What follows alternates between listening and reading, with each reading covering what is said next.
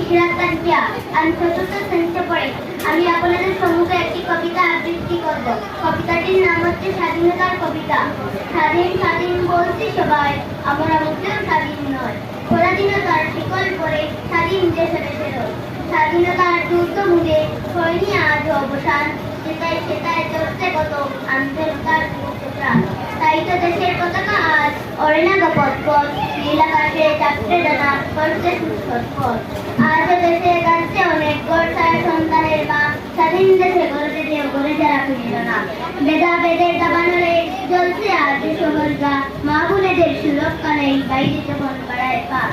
দেশটা আজও অগ্নিযুগে বুকের আগে কিংবা পরে মৃত্যু মিছিল ডাক দিয়ে দেয় প্রতিবাদী করে করে।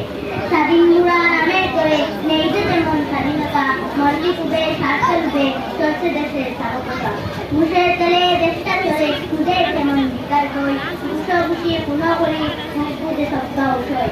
ধর্ম আর রাজনীতিতে চলছে বেজায় হানাহানি, মন্দ ভালো আচার আলোয় চলছে দলের টানাটানি।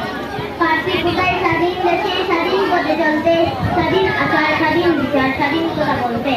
আজ প্রভাতে স্বাধীন শুধু নীল আকাশের মুক্ত পাখি, উন্মাহানো মেঘের কুলে উঠি দিয়ে যায় টুকি টুকি। আজও আছে তেমনি স্বাধীন মায়ের কুলে শিশু রাশি, আমিও তো এমনি দ্বারার স্বাধীনতা ভালোবাসি। ধন্যবাদ।